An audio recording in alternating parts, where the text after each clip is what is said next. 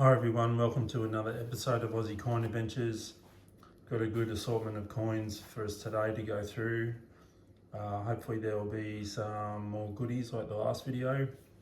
I'll just note on this one that we have a 2024 Charles, so hopefully that is either just a standard coin or hopefully, fingers crossed, a NAIDOC week coin. So I'll pick some of these out and we'll go through them, see what we can get.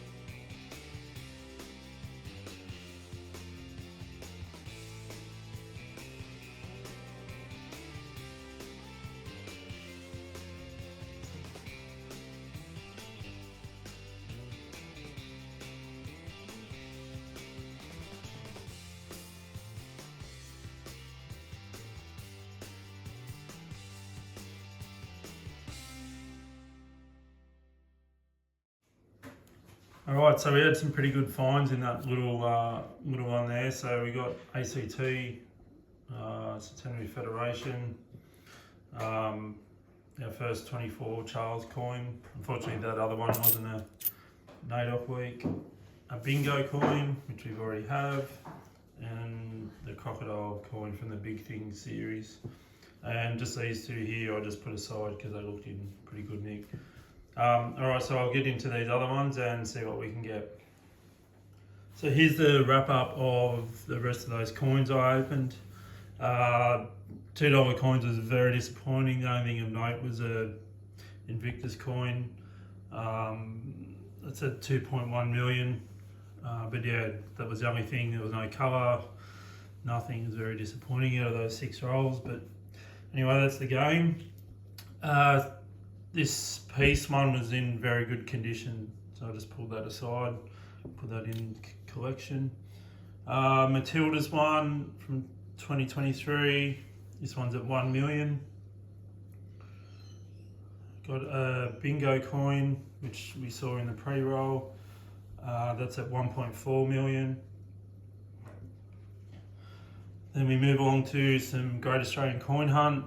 This one's from 2021, and this is Z for zinc, and that's at 436,000. Then I got one from the 2022 season. It's an L for Luna Park, and that's at 499,000. And then the ones that finished the $1 off, so the Jumping Croc from the Big Things collection. I've already got one of these. From 2023, that's at 497,000. And then the last two I don't have, it's the Tassie Devil, 497,000, and also the Big Lobster at 497,000. The other two I didn't have. I might as well put them in the book. The Big Lobster is just there. And Tassie Devil is that one. So I've only got 2 to get, which is the Big Swoop and the Murray Cod. And then we're done. Woohoo! Okay, we'll move on to the 50s. We'll start off with just some low minage coins, so 2 1997 coins there, 4.3 million on those two. And a 1973, and that one's at 4 million. We did see, I got some of the Charles 2024 coin. One of these was an ender. As I mentioned at the start of the video, ended up with 4 all up. And yeah, so that one's a hit list item that we can tick off for that denomination. 2 more Centenary Federation, ACT, which is at 2 million, and a Norfolk Island is at 2.16. And this one caught my attention. It's a bit of a misstrike, as you can see on the side of the coin there. It's got like little ridges from, say, a 20-cent coin or 10-cent coin. And when you look at it like that, you can sort of notice the rim. It's still got the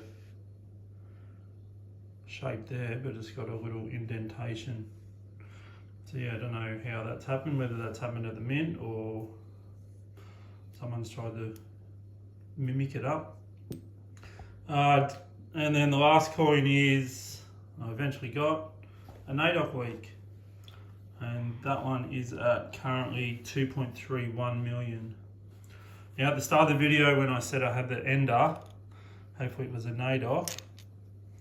It was just a standard 24 Charles coin. To differentiate the two, the denomination is down the bottom here, and not on the front. So yeah, if you have an ender, 24 Charles on it, and it's got that 50 cents down the bottom here, then yeah, you'll know it's a NAIDOC week. One, I didn't actually know that at the time, so yeah, a bit of handy information. All right, thanks everyone for watching. That's the end of the video, and I'll catch you in the next one.